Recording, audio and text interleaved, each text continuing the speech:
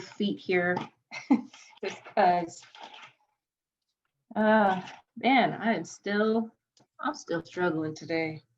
I don't know if it's a headache or what's going on here, but I am not on my A game yesterday or today. I'm just a little bit off. So let's see if we can pull through this math lesson today. We are going to continue understanding algebraic expressions and finding the values of expressions. And we're going to use multiple variables today. Oh my goodness. Let me pause myself for just a second so that the chat can slow down. There we go. Post only. Okay, I hope. There we go. All right. Finding the values of expressions. And I did kind of give you, I hope I gave you a little bit of a heads up yesterday with the expressions that also included area and volume. And remember, area is a two-dimensional figure, so you multiply two things, the base and the height. And when you're talking about the area of a square, then you can use exponents because it's the side times the side. And so that's just the side squared. Let me flip over here, my camera, whiteboard, ta-da. All right, but we are going to continue solving expressions and solving expressions with multiple variables. Let me just go ahead and plunk in a few so that we can jump right into it and continue practicing, because you may see variables also in exponents, but let me start slowly here. Let's go with 8 plus 3c if c equals 2. 8 plus 3c if c equals 2. Go ahead and lock that one in the chat there for me, please. Yes. All right. So I'm seeing all the right answers. Well, you guys are fast. I am so glad. Oh, Rosie, double check that. Make sure that you're flopping it in here. Yes, Carly, you do start by multiplying 3 times 2. Remember, if a number touches a variable, if there's nothing in the middle, that means multiply. So you have the 8 and a plus. So this term, remember terms are separated with plus and minus signs, plus 3 times 2. So I put the 2 in parentheses just to denote that it is multiplication here. 3 times 2 is 6, and 8 plus 6, when you add these terms at the end, you do get 14. All right, very good. Let's do a few more because I want you to make sure that you're understanding singular variables. About 15 over r minus 1 if r equals 5. 15 over r minus 1 if r equals 5. Yes. Woo, yeah, you guys. Oh, there was one incorrect answer. Everybody else, I see it, I see it. All right, 15 over r, you started with step 1, 15 over r, replacing the r with a 5. If I were to replace this r with 5, there it is. That means 15 over 5, or 15 divided by, this is actually a division bar right here, this fraction bar, division bar. 15 divided by 5 is 3, and then 3 minus 1 is 2. Final answer is 2. You guys have got that one correct. Awesome. Let's move on into a little bit more high tech here, a little more challenging problems using exponents and variables. How about, ooh, let's get all fancy with it. How about one exponent as a variable? 5x minus 3 to the x power. Ooh, these x's are variables. I'm going to make if x equals 2. If x equals 2. Now I'm going to use my exponents as variables. This one's going to require just a little bit more thought, I believe.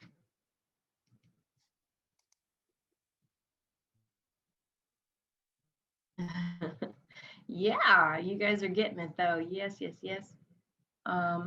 Ooh, careful about that. 5 to the second power does not mean 5 times 2. It does not mean 10. That's the only mistake I've seen so far. 5 to the second power, 2 can replace the x's here, but they are to the powers. 5 to the second power minus 3 to the second power. So 5 to the second power means 5 times 5. All right, remember 5 times 5, 5 times itself, 2 times, minus 3 times 3. Okay, and I'm just going to put those in parentheses to make sure that you know the minus signs there. Yes, and those of you who finished the problem, 5 times 5 is 25, minus 3 times 3 is 9, and then you get 16. All right, those of you who answered 16, congratulations, wonderful, you are on it. How about a few more of these, because learning the value of exponents can be a bit tricky. All right, let's make some space. How about 4 to the exponent power, 2 to the exponent power, if x equals 3. Sorry. If x equals 3. Okay.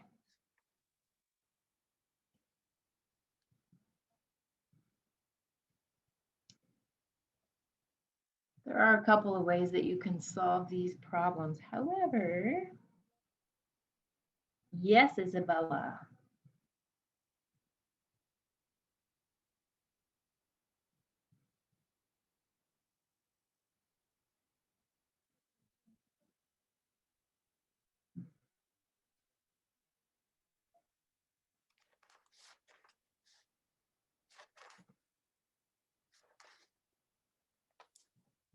Oh, wait, no, actually, that was incorrect. Let's see here. All right, if you have 4, and we're going to replace these x's with 3s, 4 to the third power divided by 2 to the third power. Oops. And my name just kind of gets in the way there. There it is. And if I write this out, that means 4 times 4 times 4. Remember, I'm using a dot here because I want to make sure that the dots represent multiplication instead of an x, so we don't get the x's confused for multiplication, because x is now our variable. And 2 to the third power, 2 times 2 times 2. All right, if you have 4 times 4 times 4, that's going to equal 64. And then 2 times 2 times 2 is 8. And yes, 64 divided by 8 is 8. Final answer. Those of you who answered 8 in the chat, you guys are all correct and doing great. I'm very impressed using variables as exponents. Very impressive. All right, let's go ahead and do a couple more. Ooh, how about this one? It's going to have 3 different terms. Remember, terms are just separated with plus and minus. So 6 to the second power plus x minus x squared. If x equals 3.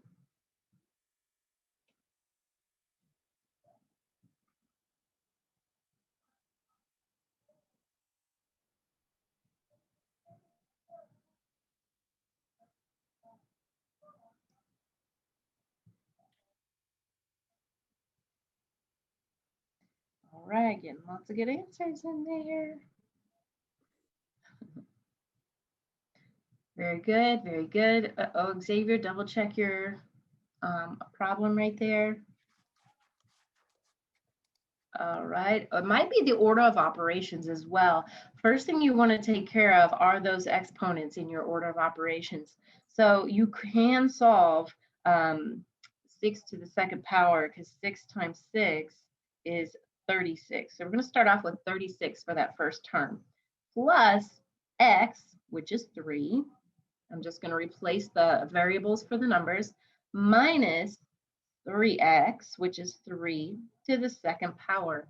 And 3 to the second power means 3 times 3, which is 9.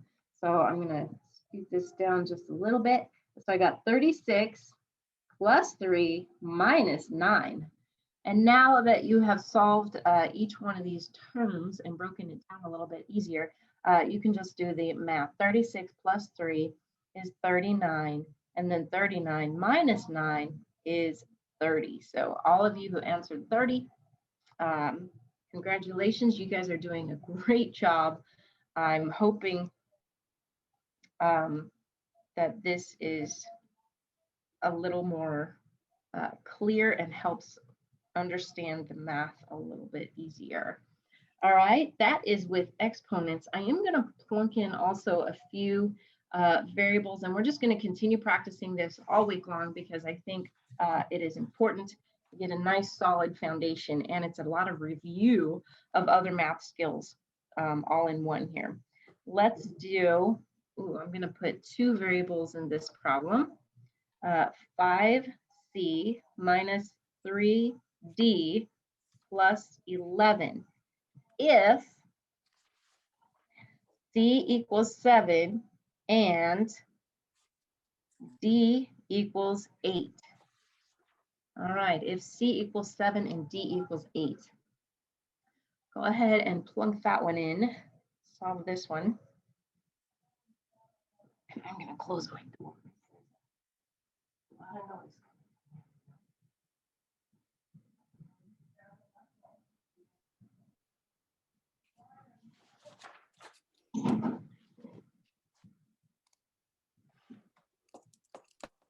All right, there we go. Aha, whew, man, you guys are faster than I am. That was very, very fast. All right, we will go over the answer. Oh, the answer with a question mark came in, and the question mark answer was incorrect. But it looks like all the rest. Alexis, double check. Angel, double check. If you plunk in or replace 7 for C, so 5 times 7, minus 3D, and replace 8 for D, plus 11. So first step is just rewriting the problem, and always rewrite the problem so that you can solve it and not miss any steps or any numbers. Don't guess, don't do this in your head. This is when it starts becoming very important that you show your work. So 5 times 7 is 35, minus 3 times 8 is 24, plus 11. And then you can solve from left to right your order of operations, because remember, subtraction and addition and subtraction, they're the same fact family, so you just solve from left to right. So 35 minus 24 is 11, plus 11, because you haven't used this part yet, have to bring it down. And that gives you 22. So those of you who did get 22, congratulations. And those of you who didn't get 22, just a couple people that I saw, did you find your mistake? That's the most important part. Did you see where your mistake was? Because learning from your mistake is also the second part of just making your education your own. So learning from your mistake, that way you don't make it again. Same mistake twice. All right. Getting a little bit, not very much feedback on that one. So I'm going to go ahead and try. How about this one? 9 over G. Oh, yes, that's a G. 9 over G plus 2H plus 5. If G equals 3 and H equals 6. There you have it.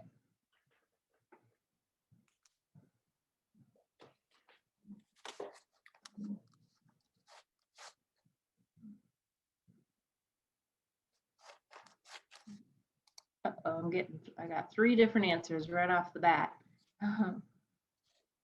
Now I'm getting the same answers over and over.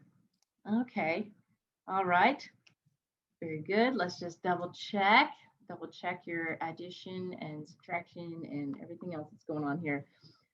First things first, replace the letters with the numbers. Replace your variables with the numbers so that you can solve the problems using the correct order of operations. So 9 over G, and G is 3 because it tells you this part right over here. G is 3. So I'm just going to erase the G and put a 3. How about that? And 6 is H. H is 6. So if I replace the H with the number 6, that's what your problem is going to look like. And then you can solve each term and write it down below so that you have a nice organized way of solving the problem. 9 divided by 3, remember that's a division bar. Okay, 9 divided by 3 is 3, plus 2 times 6. 2 times 6 is 12, plus 5. And then when you add all of these together, you are going to get 20 altogether. So 3 plus 12, 15, plus the 5 is 20. All right, a couple that got it wrong in the very beginning, back up in the beginning, just give me a quick chat. Did you find the mistake? Did you figure out where the mistake was? If it was a numerical error, good, thank you. I just wanted to make sure that you're looking for those mistakes so that you can stay on top of that. Good. Oh, forgot to add the 5. Okay, good. Yes, always bring down each term so that you can see in a very organized way what you still have left to complete. All right, I have given you guys several examples of the types of problems that you're going to be encountering all this week with expressions. The goal for today is to continue working on your iReady assignment from yesterday. So if you did half of the assignment yesterday, you did about 10 minutes of your iReady or 20 minutes even, and you're not done yet. I noticed that my students, only 2 students had actually finished the entire thing. So I do want to give you this second opportunity to finish the iReady assignment from yesterday. Okay, so that's the goal for today. Finish your iReady math from yesterday. And the lesson in iReady math yesterday was actually called Write and Evaluate Algebraic Expressions. Okay, write and evaluate algebraic expressions. So go ahead and finish that up. The chat is open. If you have questions for me, I'm happy to help. You should finish that assignment today, right now, if you do have time right now to work on it. I'm just flying through that material today. The next lesson actually starts at 9:15, so you have a good 10 minutes to work on that iReady assignment. Put together a draft. So all these things that we've been talking about, intermittent feelings, showing, not telling, all of the strategies that we've worked on so far, we're going to have an opportunity to apply here. So step 1, go ahead and go into your Google Classroom. And let me keep it on the chat here.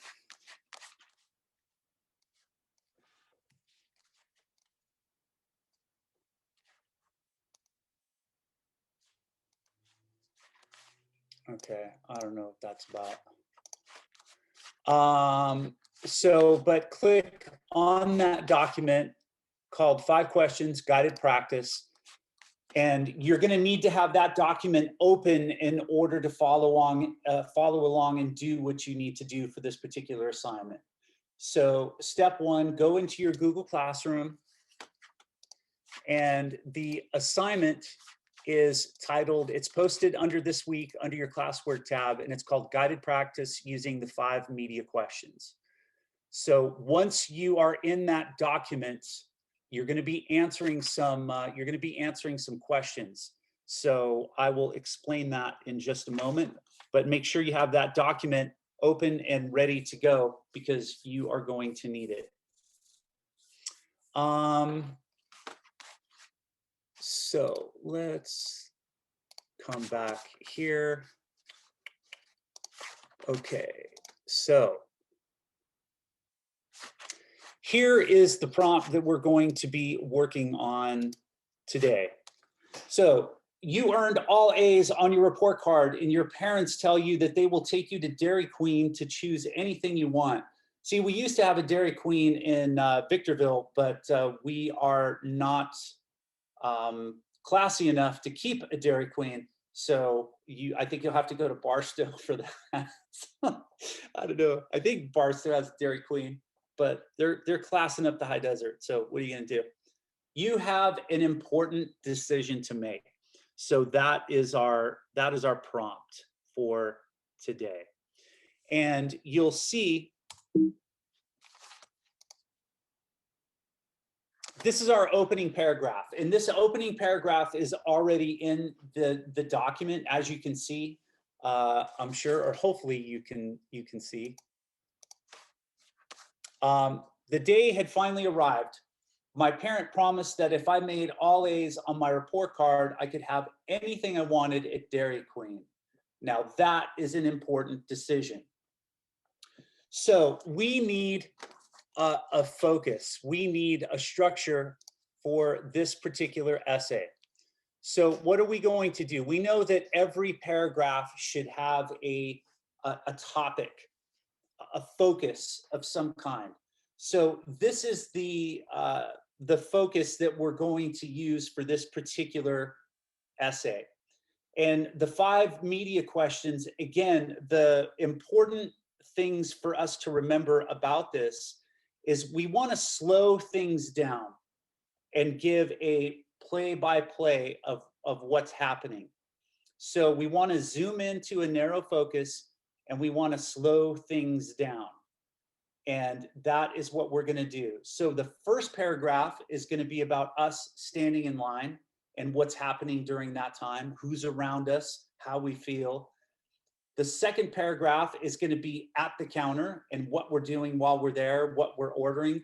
And then the third one is what's happening after I order or you order, right? So that is the order in which we are going to be talking.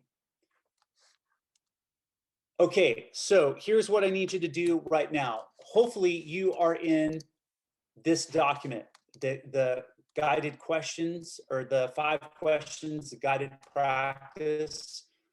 We are going to go ahead and hit return and we are starting a new paragraph. So where are we at right now? We are at paragraph number 1, standing in line. So now I'm going to ask you some questions. These questions are written down, at least for the first paragraph. And then I'm just going to give those to you orally, and then you're going to have to build your essay with me just asking the questions. That's how we're going to try to work this. So if you're not listening, then it's going to be difficult to do. But if you're here and you're plugged in, it should be smooth sailing. So let's go ahead and we'll talk about those first questions. All right. So again, we're looking for a slowed down step-by-step replay here of us going to Dairy Queen in Barstow and ordering whatever we want. So off we go. We present here.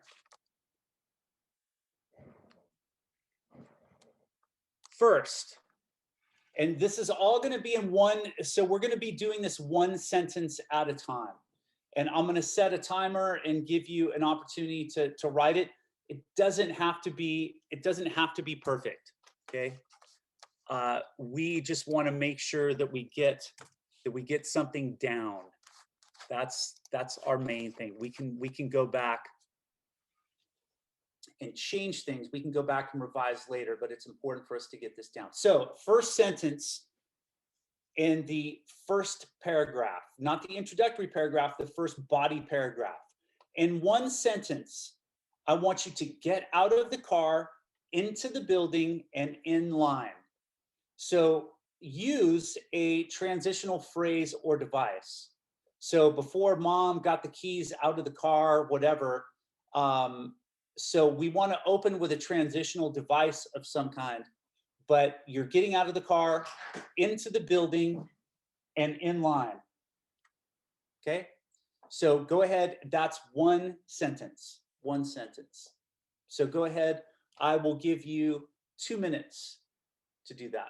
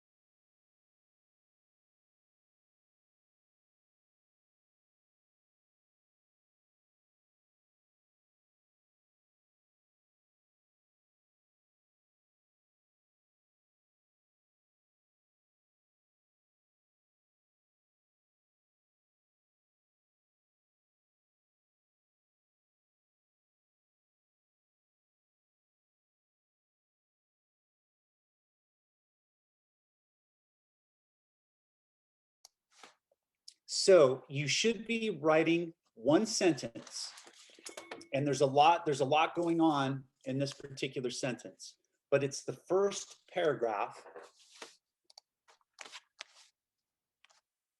It's the first paragraph of your first, or I'm sorry, the first sentence of your first paragraph. So get out of the car, into the building, and in line. So let me try to get side by side like I did yesterday. Okay.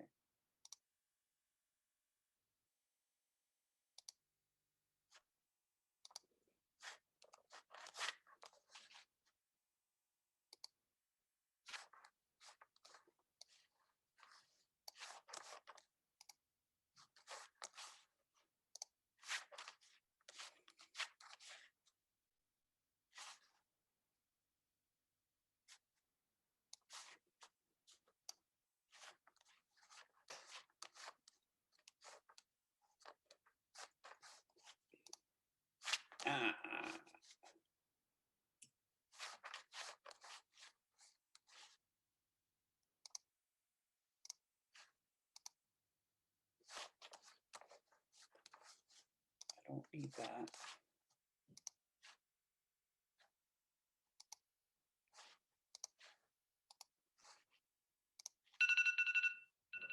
Okay.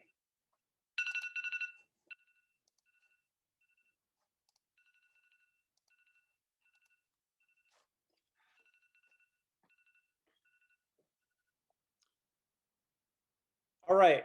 So in one sentence, get out of the car, into the building, and in line.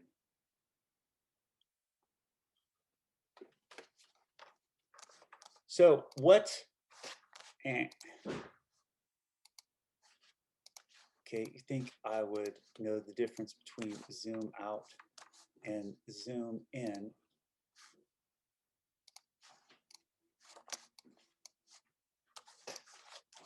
All right.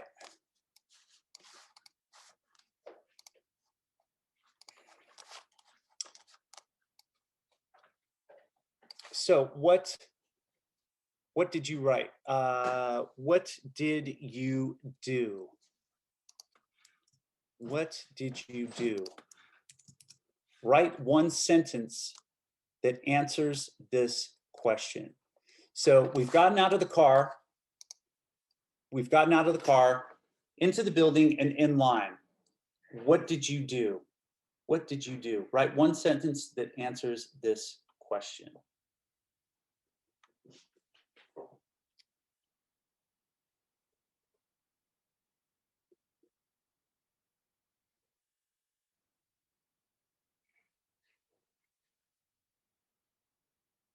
And I'll give you 2 minutes to do that. So what did you do? So in one sentence, you've gotten out of the car, into the building, and in line. And what did you do?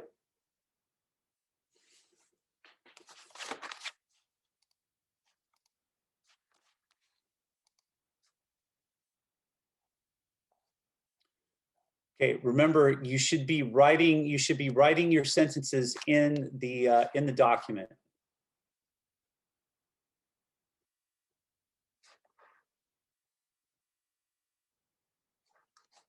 I'm pretty sure the opening paragraph is there.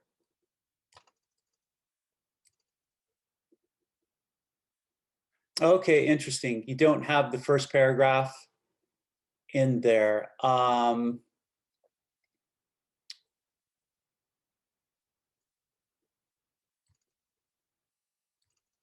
Okay. So let's go ahead. We'll pause here real quick. I thought that was in the document. So no worries. What we'll do is, if you haven't done it already, let's go ahead and stop. Let's go ahead and stop, and then let's go ahead. This is your opening paragraph. So go ahead and type that real quick and put it in your document. I thought it was in there, but apparently it's not. So go ahead and take just a moment and type, here's your opening paragraph right here.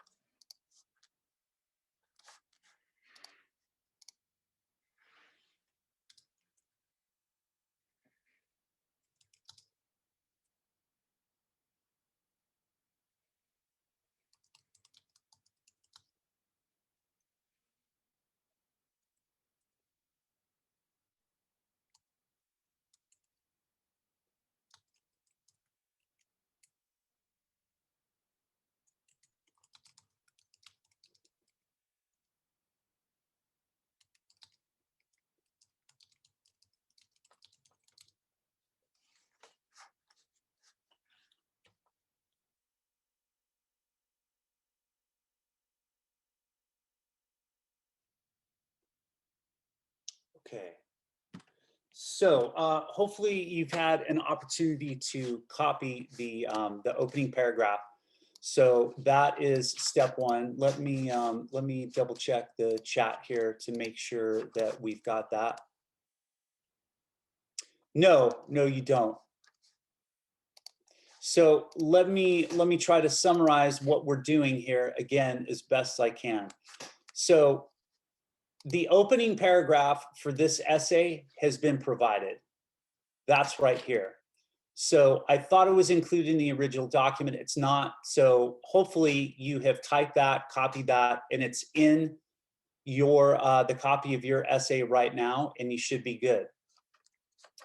Now we're moving on to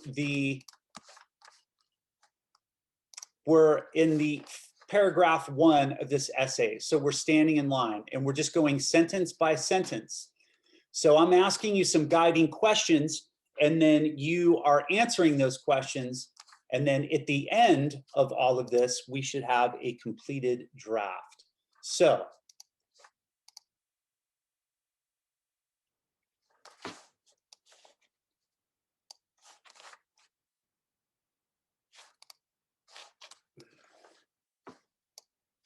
nope.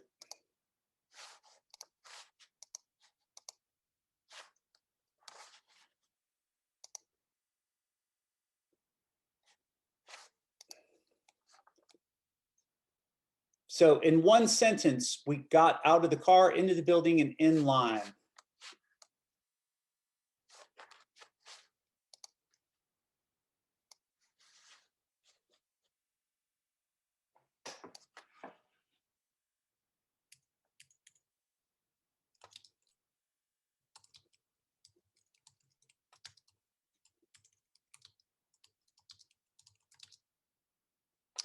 All right, so you do not have to type what I'm typing. I'm just doing this so you can get an idea of what's happening. I'm not going to do any more beyond this. You are going to do the best you can. So I wrote, here is our opening paragraph that's already been provided for us. And then this is what I came up with the first question. So in one sentence, get out of the car, into the building, and in line. So I said, before Mom got the keys out of the ignition, I leaped from the passenger seat and sprinted into the, well, I'm gonna do this. I'm gonna stack my action. Before Mom got the keys out of the ignition, I leaped from the passenger seat, sprinted into the Dairy Queen, and immediately jumped into line, okay? So it's one sentence. And I've gotten from the car into the building and in line. So I've answered that question. What did I do? Write one sentence that answers this question. So as I stood in line,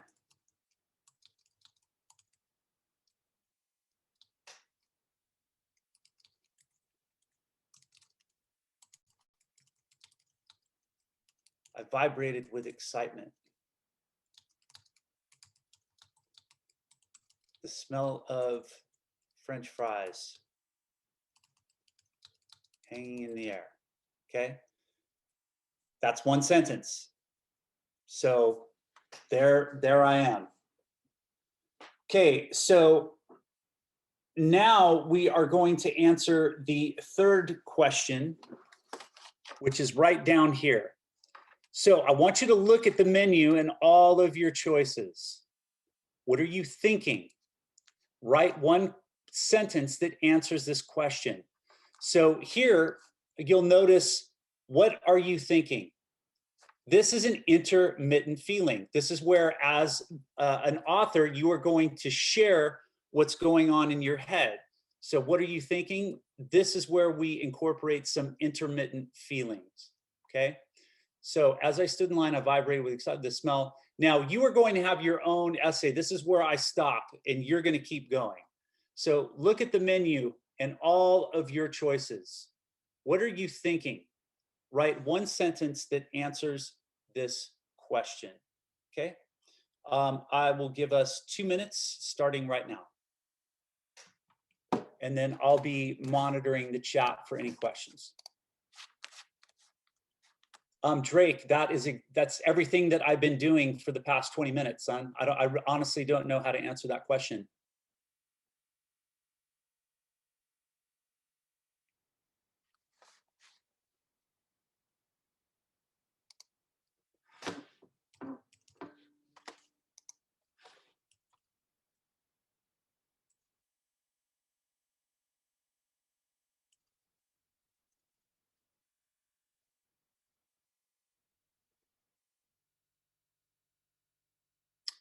Carly, yeah, the short answer is, yeah, we're taking those one at a time.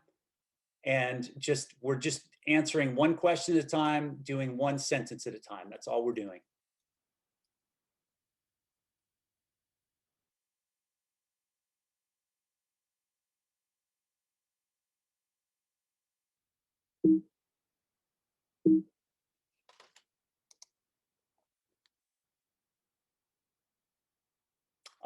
Well, you're a Google search away, Aaron. If you don't know, you can make up items, or if you want to like search up a Dairy Queen menu, you can.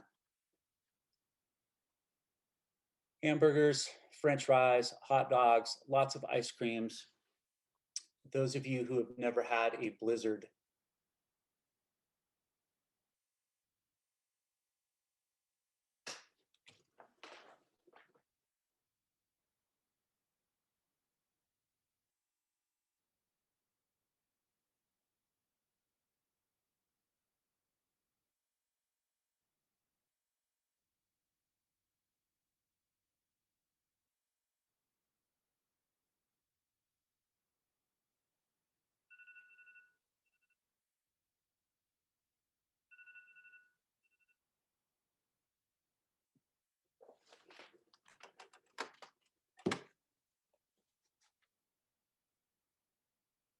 Okay, so Carly, I'll post we're following along. So answer the questions. It's not the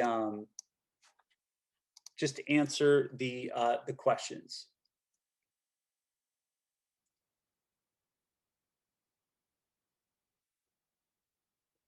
So the one, you have your own. So the document on the left, you have your own. The questions on the right, we're just going through and then answering those. You're going to have to respond to these verbally. So yeah, we're doing we're going to try to get through 2 paragraphs today.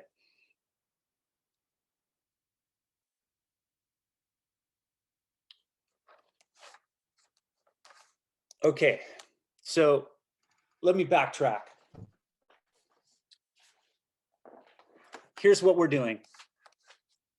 This is the opening paragraph. Everybody should have this. This is everybody's introductory paragraph right here. You should have copied this, and it should be in your document in Google Classroom called 5 Questions Guided Practice. So if we come here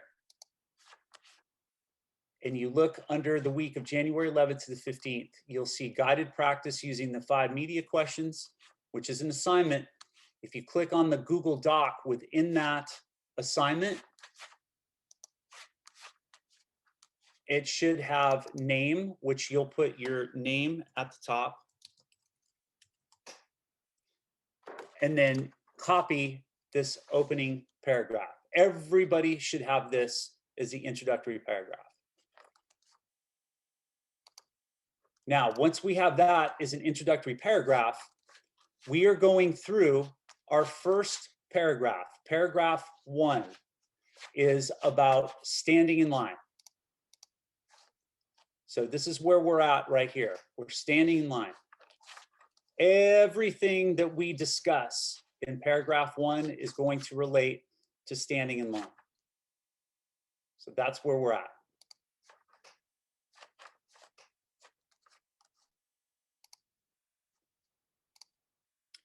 Now, the questions that I've been asking are supposed to, sentence by sentence, build paragraph number 1, which is just us standing in line. So the first sentence that we should have written talks about getting out of the car, into the building, and in line. And then we want to use a transitional phrase or device, which I did here. Before Mom got the keys out of the car. So before Mom got the keys out of the ignition, I leaped from the passenger seat, sprinted into the Dairy Queen, and immediately jumped into line. So I've got this one. I've answered this question here.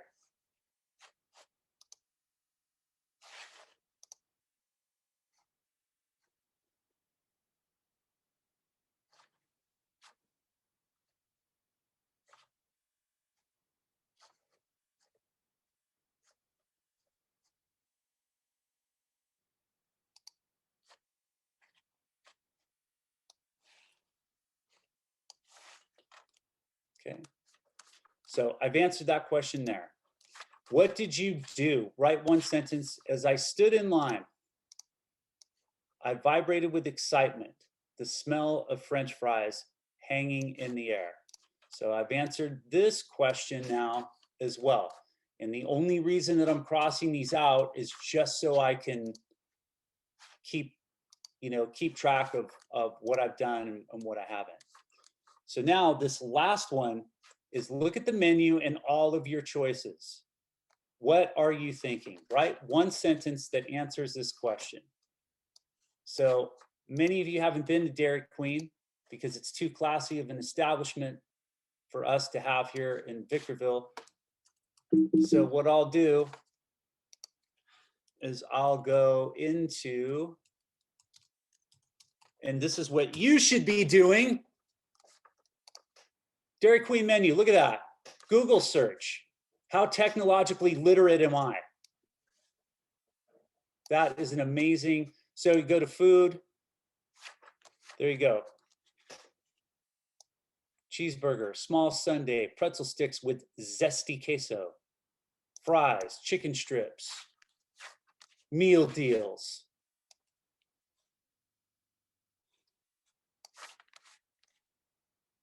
Treats, blizzards. If you haven't had a blizzard, you haven't lived. Brownie dough blizzard, snickerdoodle cookie dough blizzard, choco dipped strawberry blizzard, turtle pecan cluster blizzard, choco brownie. I could go on, but I won't. Heath blizzard, Snickers blizzard, Butterfinger blizzard. They're all there, right? Anyway, go to dairyqueen.com.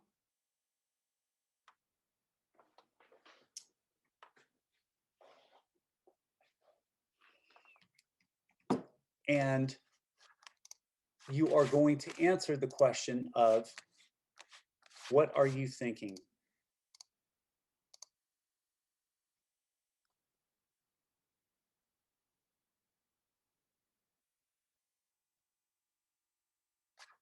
So I'll give us two more minutes.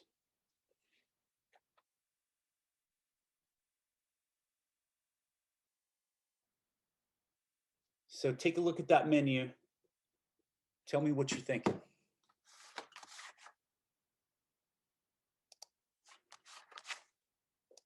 Ice cream. Everybody loves ice cream.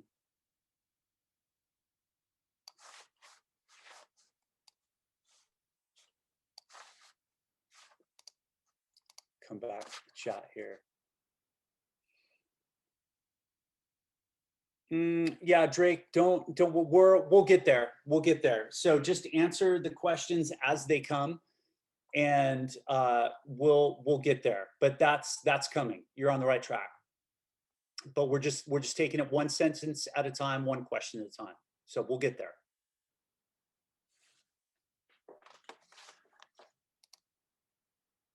Yeah, I know, right? Especially for those of us who haven't had breakfast yet.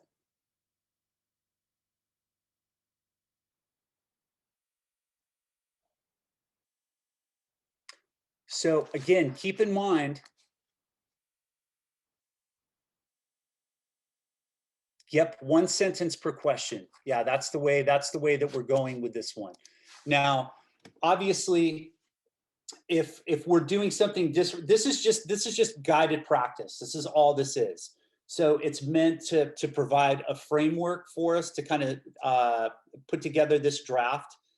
Some of us are going to feel more comfortable just writing in general than others. This is more for the people who are not quite as confident in their writing and applying the structure and doing those things. Those of you who are, this is actually good practice too, because it's giving you a menu of questions to look at and sort of like, oh, these are the strategies that I can use. So there's always something to learn, always something to glean from that. So yeah. But remember, this one is, what are you thinking? So you're looking at the menu And what's going through your mind? I haven't eaten all day, I thought to myself. And I love all the different types of candies. I don't know what kind of blizzard I'm going to get, you know, something along those lines. All right. So we should have done that.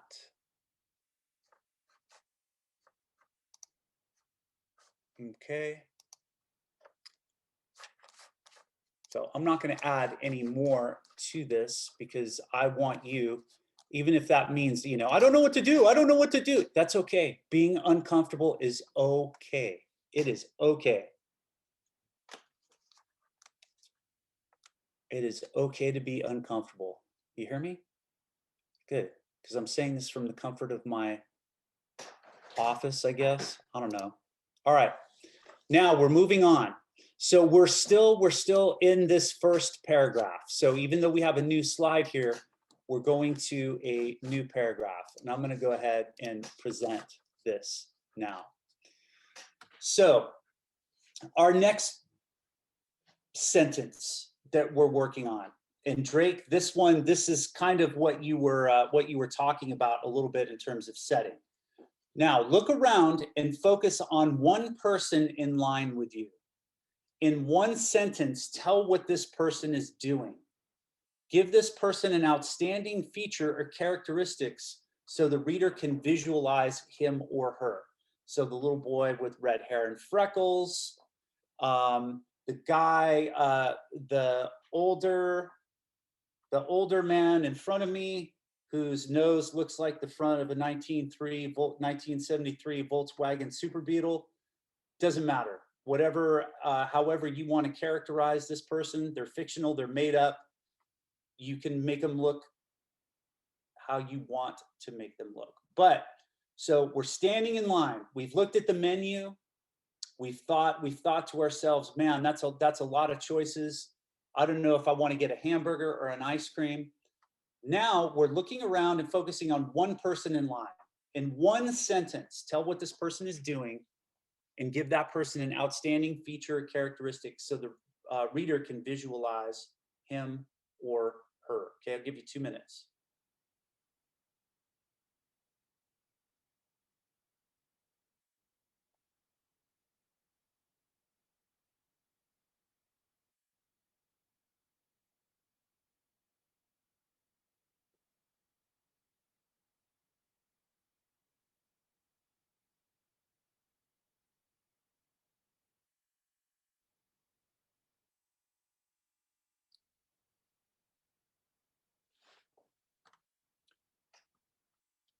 So we've gotten out of the car, into the building, and in line. We have looked at the menu items. We've shared some intermittent feelings. We're looking at the menu items, telling the audience what we think. And right now we're looking around and we're focusing on one person who is in line with us. In one sentence, tell what this person is doing. Give the person an outstanding feature characteristic so the reader can visualize him or her. So based on this one sentence description, our readers should know they should have an image of this person just seared into their mind. So use the 5 senses: sight, hearing, well, touch and taste. You got to be careful there. Yeah, if you start smelling someone in line, that could end with someone pressing charges. But you know what I mean. So use your 5 senses. What do they look like?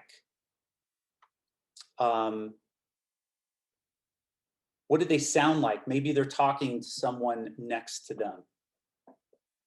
Maybe they do smell. I don't know.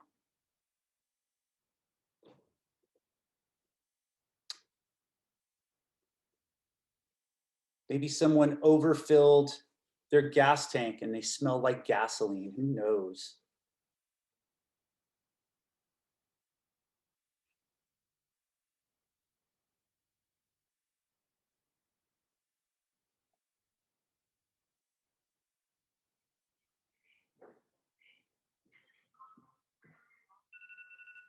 Okay, that is 2 minutes. 2 minutes. So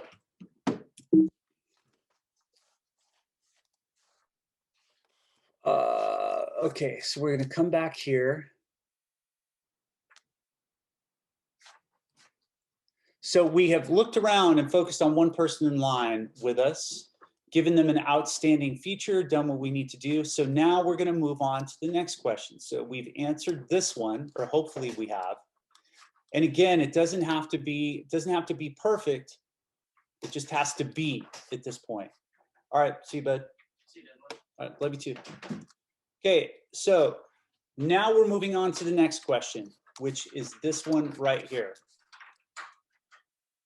Now focus on an inanimate object in the Dairy Queen, such as chocolate sauce dropped on the floor. Oops, napkin. Sorry, I tried to give it like a hip band spelling there. Curled up on a table, crumbs on the floor, etc. Describe what you see in one sentence. Describe what you see in one sentence. So let me come to the chat here real quick. Yeah, that's fine. Long sentences are okay. Sure. Red hair and Jordans on? Sure. Yeah, that works. As long as it's one sentence, you're good. All right, so let me come back here. So again, focus on an inanimate object in the Dairy Queen, such as chocolate sauce dropped on the floor, a napkin curled up on a table, crumbs on the floor, whatever. Describe what you see in one sentence. Okay, so I'll give you 2 minutes. Describe what you see in one sentence. Now, Mr. Mullen would appreciate this. If you were a Russian author, you would spend probably 18 to 24 pages describing that one inanimate object. But we're not Russians, so we're not going to do that.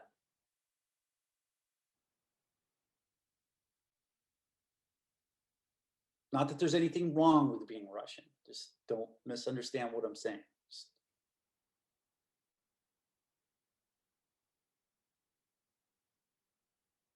They've given us vodka and communism. I mean, what, you know, that's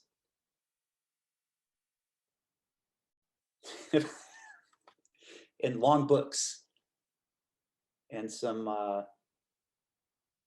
actually some very influential filmmakers as well and musicians.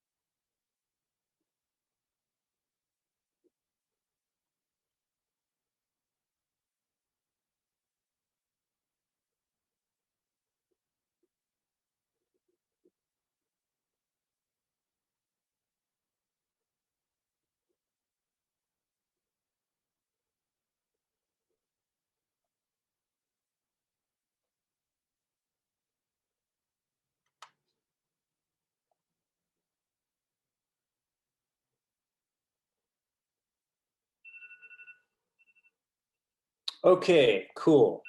So we have focused on an inanimate object in the Dairy Queen. So it could be anything. It could be sauce on the floor, crumbs on the floor, a napkin. Maybe somebody has a big leather bag that they've got on top and it's mysterious. It's got, you know, it's a really nice bag and the guy carrying it isn't so nice looking. Maybe he looks a little shabby. And it's like, what is that guy doing with that really nice leather bag? What, you know, what's in the bag? So now we have answered that question. We'll go ahead and take that off the list. Just something gratifying about crossing things off as we go. Okay. So we have, this is our final question for this paragraph, and then I'll wrap it up. I was hoping to get through another paragraph, but I think things will move quicker now that we've gone through this process a little bit. I think tomorrow things will move considerably faster. So not really worried about it. Now, how are you feeling? Answer this question in one sentence. So we have gotten out of the car, into the building, and in line. What do we do? We've looked at the menu, shared our thoughts about the menu, kind of what we might order, what we might do. We've looked around and found a person, and we've given this person an outstanding feature or characteristic so the reader can visualize him or her. We found an inanimate object of some kind. We've described that. And now that all of this, all of these things, the stranger, the inanimate object, the list of items on the Dairy Queen menu, now we are going to share another intermittent feeling with the reader. So what is it? How do we feel at this point? Are we excited? Are we ready to order? Are we hungry? Or maybe we've gotten there and then it wasn't quite as exciting as we thought. Maybe none of the things that are on the menu are really stimulating you at this point. Maybe you're even thinking, man, I don't know. Maybe I want to do Burger King and get an Impossible Burger, something plant-based. So, or maybe you're a vegan and you're in the wrong place. I don't know. Okay, 2 minutes. How are you feeling? One sentence, go. 2 minutes. Our last question for today.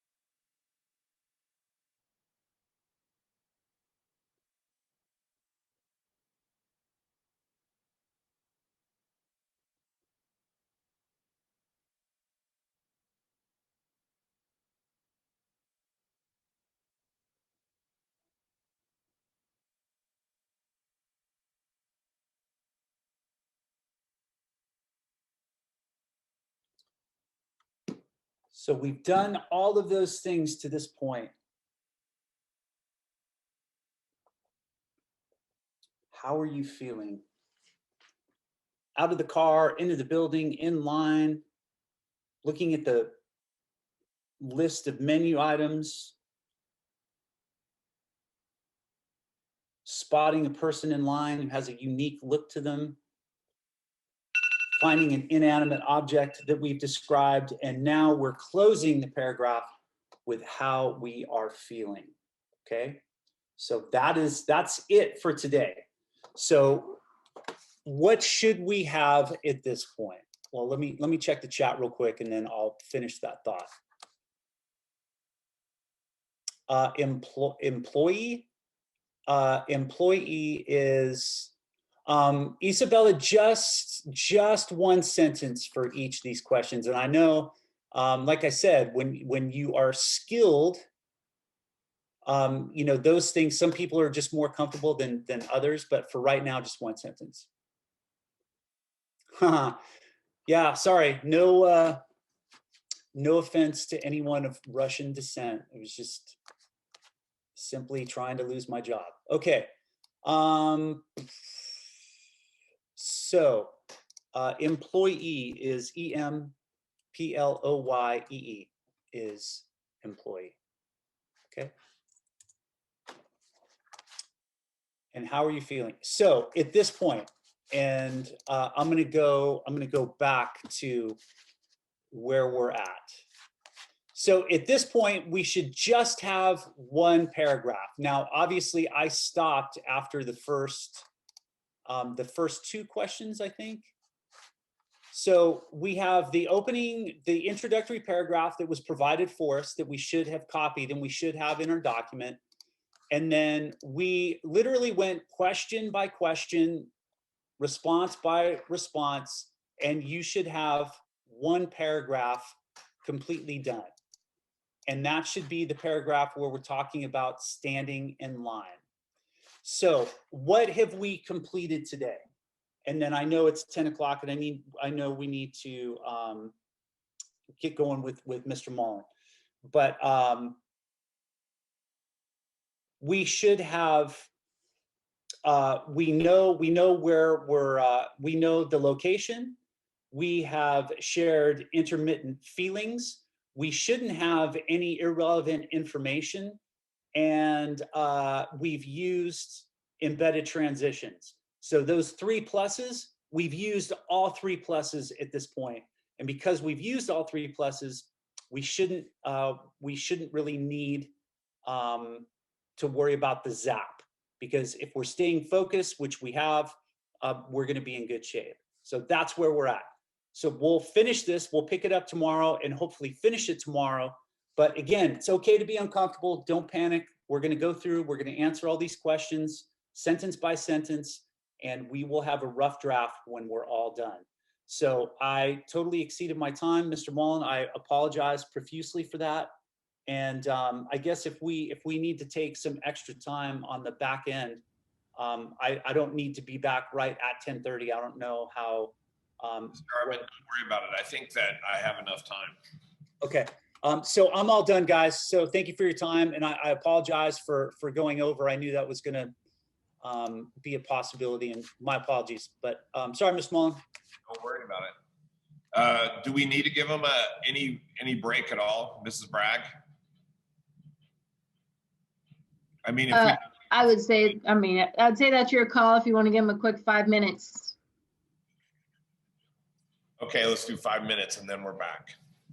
Yeah. Okay. And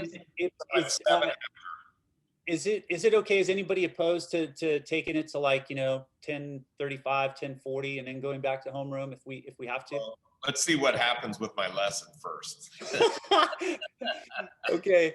Audrey, so real quick, Aubrey, how many paragraphs are we supposed to have now? Well, we had the introductory paragraph that was provided for us, and we should just have that one paragraph. That's it. So if we've answered all the questions, you should have written one paragraph. So that's where we're at. Okay, guys, break until 10:05. So we got about 3 minutes. So if you need to get up, use the restroom, grab a snack, jump out to Dairy Queen, grab a Blizzard, do what you got to do. Just make sure you're back in 3 minutes. Yes, one body paragraph, correct. So my advice to you would be to grab your Russian friends, go to Dairy Queen and get a Blizzard, come back. You've got 2 minutes now. No, Aubrey, not yet, because I'm going through like all the remaining 3 paragraphs. I'm going through and I'm doing the same thing that I did today. So I'm going question by question, making sure that we're using the strategies that we've looked at so far. So I appreciate the hustle. I appreciate where you're at, but we're going to do this one together, step by step, question by question. So cool. But I appreciate the initiative. Dairy Queen is great. Like, honestly, like I haven't eaten there very often, but yeah, it's usually just, I don't go for the food. I just go for the ice cream. I just go for the Blizzards, or yeah, they're good. They're good. It's kind of like, is it der Wiener Schnitzel? I think it is. You know how like der Wiener Schnitzel has their ice cream there. I think it's kind of similar. It's kind of similar to that.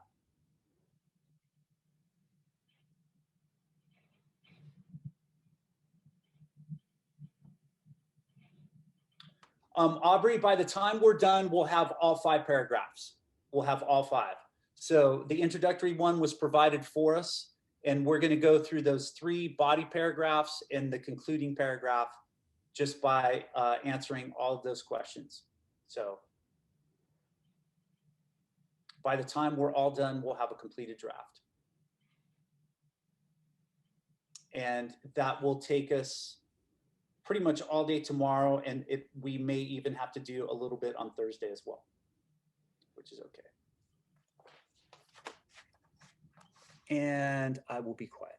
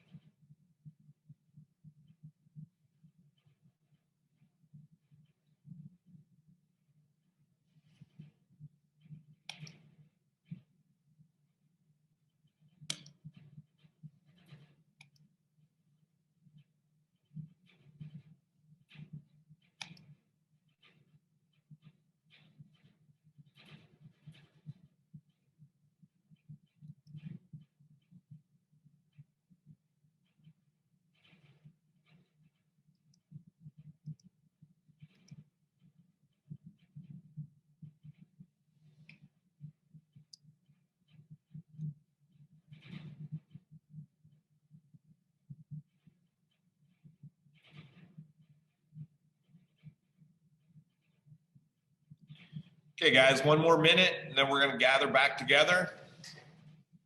1 more minute.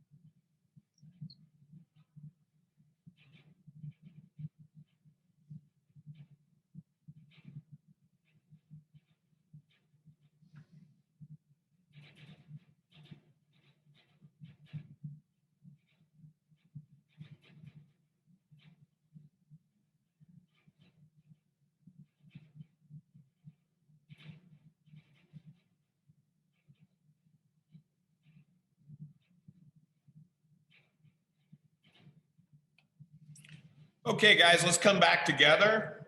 And real quick, we're going to do our reading. We're going to continue with that book.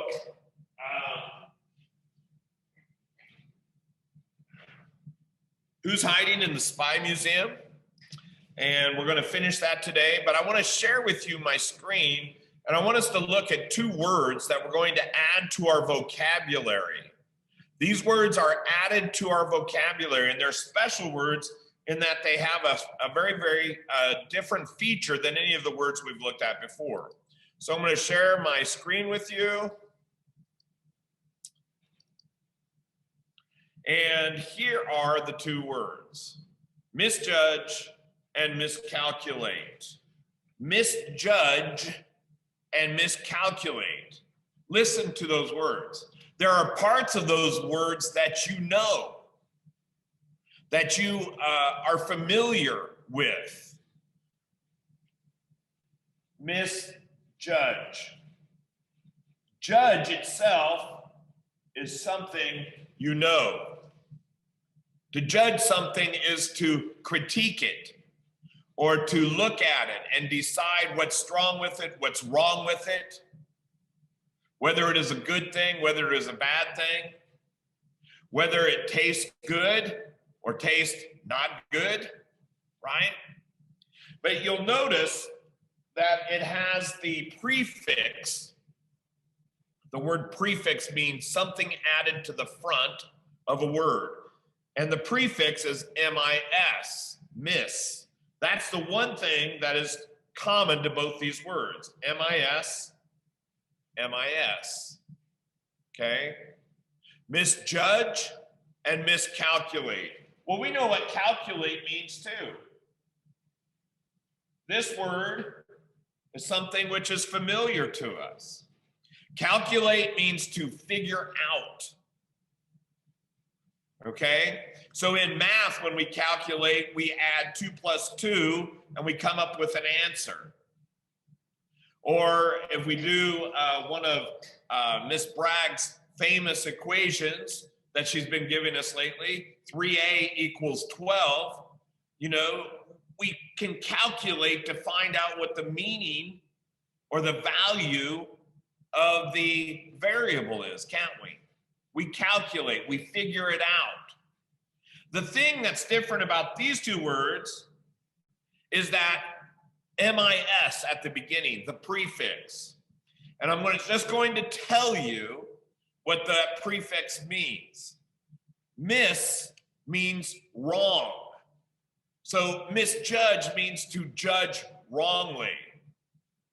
To miscalculate means to calculate but get a wrong answer. Okay? So miss here in both of these words is very closely tied to the word mistake. Mistake. So misjudge means you made a mistake in your judging. Miscalculate means you made a mistake in your calculations. Okay? These words are added to our vocabulary. We're going to look at prefixes for a while, some of the ways they change. You also are going to find some words that start with MIS, miss, and we're going to look at them and see what they mean as well. We will do that tomorrow, but they are on your vocabulary now.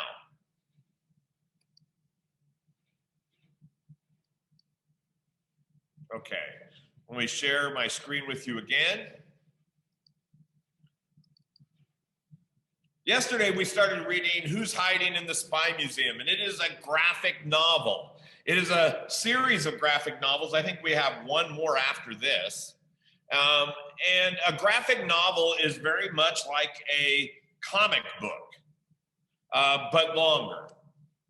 This is one story. A graphic novel, because it is a novel, it has a beginning, a middle, and an end. It is a narrative. But as in all graphic novels,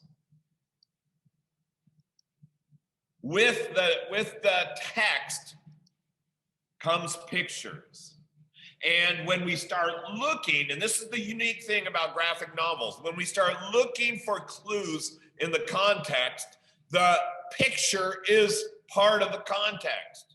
So we can use the pictures to help us understand meanings of words, meanings of ideas, meaning in the story. Well, last time that we read about the Spy Museum, we learned about Kayla and Tim. And they have developed a relationship with a woman who works there, and her name is Ms. Keel. Ms. Keel and these two young students, like you, have developed a relationship, and they have solved several mysteries involving the area of how to spy and how to spy and all the tools of spying. This day they come and they learn about surveillance. Surveillance is a system of cameras and recorders that lets those people who are guarding the museum know what's taking place. Ms. Keel reveals to them that they hear on the recordings after they close somebody somebody breathing a series of breaths, but they can't see them on the camera. And it's perplexing, it's a mystery. They also learned, the two kids, Kayla and Tim, that the ducts in all buildings are often ways that people can get around a building without being seen. While they are crawling through the ducts of the museum, they hear some people talk about them. And they sound angry. They sound that they're very, very cautious. They say that the two kids are trouble. And they share this with Miss Keel, and Miss Keel says, that's peculiar. Did you do the reading that I gave you? And that had to do with the 4 kinds of spies. And they describe those spies on page 14 and 15. You might want to remember that because it's going to help you later, I think, in your writing tomorrow. Then we came to this part, and this is where we left off.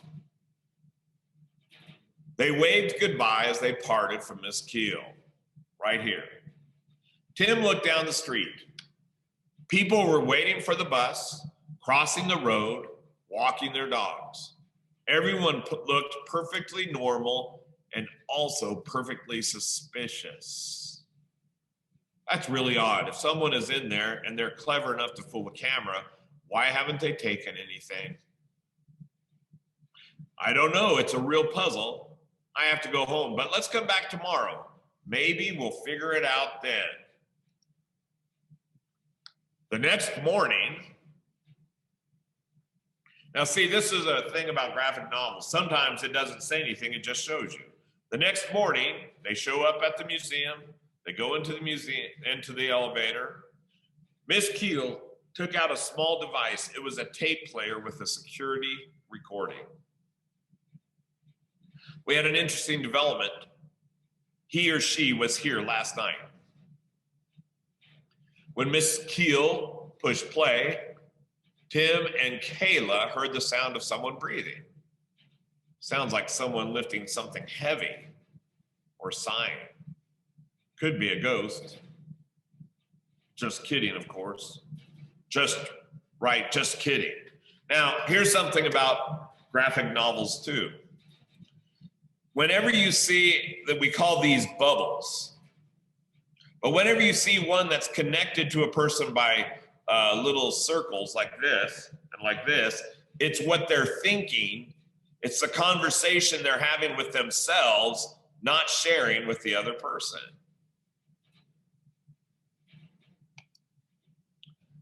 Let's think this through. Who would make noises like that? And who can be heard but not seen? They listen to the recording again. Whoever it is, they're here at closing time every few days. Security guards arrived to talk with Miss Keel, so Kayla and Tim walked around the galleries.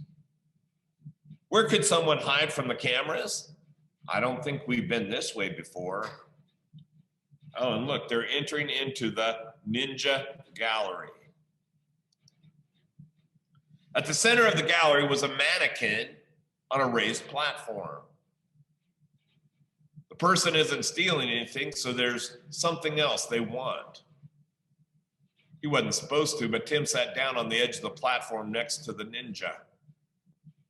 Maybe they're collecting intelligence. Of course. What a perfect place to meet, right here in the Spy Museum. Tim absent-mindedly moved his hand towards the ninja's feet. Without thinking, he touched the mannequin's slipper-covered foot. Wow, this is so realistic. It feels like a real foot. Tim, you can't touch the mannequin. Tim moved his hand and the foot wiggled. Tim sat up straight. Look, see? What's happening? Kayla. Tim looked up and the mannequin glared at him and blinked his eyes. It's alive. Think about this. This is very important to the story, isn't it? Things are falling in place. After her, help! The ninja jumped off the platform and ran through the crowd of shocked onlookers. The security guards grabbed the ninja before she could leave the room. Are you okay? We're fine. Is the mannequin supposed to do that? No, Kayla. I think you just found our ghost. Now, what did she mean by this? No, Kayla, I think you just found our ghost. See, this is interesting because she's using the word ghost here in a figurative way. Not a real ghost, not some spirit that you can't touch, but she's using the word ghost in the sense of someone that you don't notice, that's almost invisible, like a ninja. Didn't take long to find the real mannequin hidden under the platform. Miss Keel showed him the wall behind the ninja display could be open and closed like a hidden door. It helped the museum to move large display items. She must pretend to be a regular visitor. She probably stays until closing, carrying her costume in a backpack. And this must be where the other spy meets her for the brush pass. She figured out the camera system, so she knew she had 1 minute to take the mannequin down and hide it under the platform. Then she posed as the ninja for a while, just as the last few people left the museum. And one of them was the other spy. She had to time it just right after that. She would wait until the museum was closed.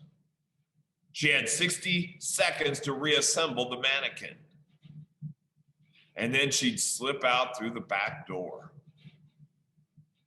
That's why the recording of the breathing was so weird. She was struggling to take the mannequin apart and put it back together. And she was hiding in plain sight, just like a real ninja spy. Well, Miss Keel, you definitely proved one thing you taught us. All is not what it seems. You're right. Not even at the Spy Museum. Okay? This is a fun story. Now, we've been working on asking questions with our reading. And it is one of the 7 tools of highly effective, 7 habits of highly effective readers. We ask questions all the time. And those questions revolve around those question words like who, what, why, how, where, and when. Okay, some of those words are explicit. They are found, the answers for those questions are found in the text. But some of them are implicit and they require us to make an inference. We have to read behind the text and see what the author is implying, what he's hinting at, okay? Today, what we're going to do is you're going to reread this by yourself and you are going to write 6 questions down. Well, really, you're only gonna write 5 because we are going to do one together and I'm gonna show you how to do this, okay? So the first question has to be taken. Well, let me read this to you. Go to the following pages, read and then write a question that you might ask while you're reading at that point. Remember to use the words who, what, where, when, why, and how. Well, I've pretty much told you what question to ask, okay? What word to ask. On page 3, we're going to read it and then we're going to ask a question. You're going to ask a question. We're going to do it together, this one. Of where. So let's go back to page 3.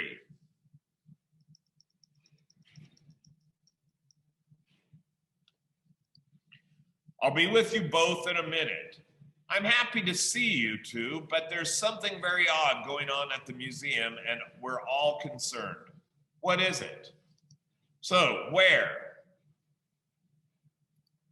So if I was going to write a where question that I need to be asking myself on really page 2 and page 3, I would say something like this. Where does the story take place?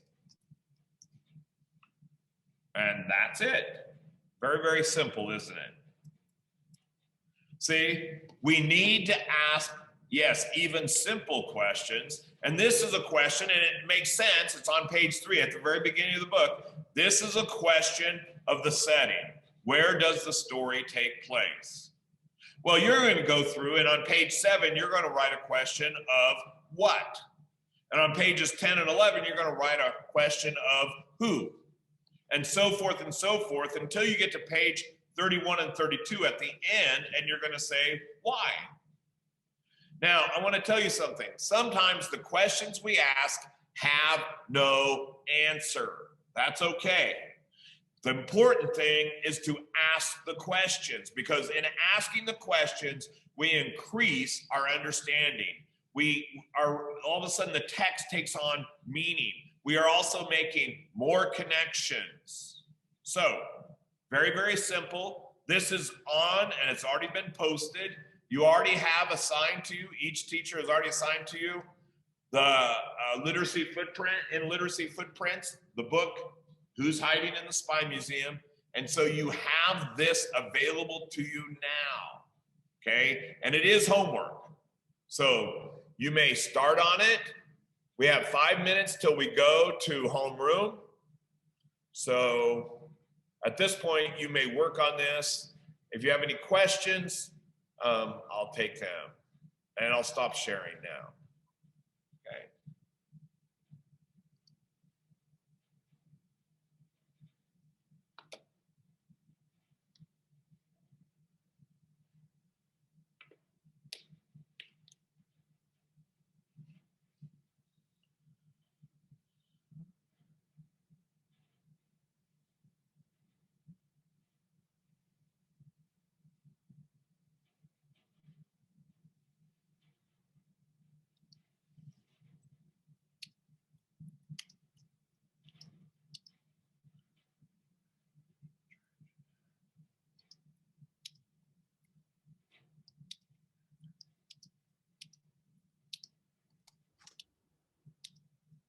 Guys, you should have Who's Hiding in the Spy Museum. It should be in Literacy Footprints. I thought that I had assigned it, but I didn't, but it is there now. So if for some reason you're having difficulty finding it, let me know. But according to Literacy Footprints, it has been assigned.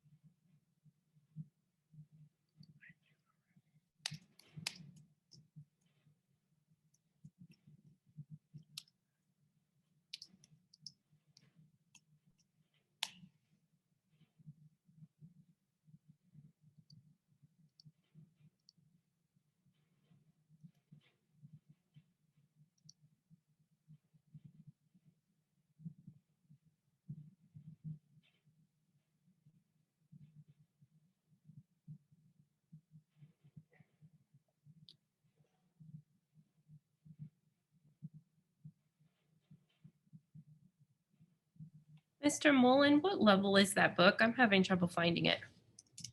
Level S. And it should be, it's lesson 42. Lesson S, lesson 42.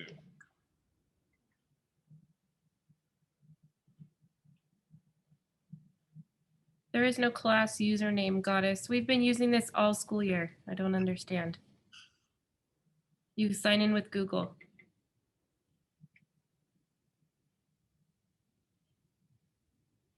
Thank you, Carly. Whoever has Aubrey Demapasak, she does not see the book, Literacy Footprints.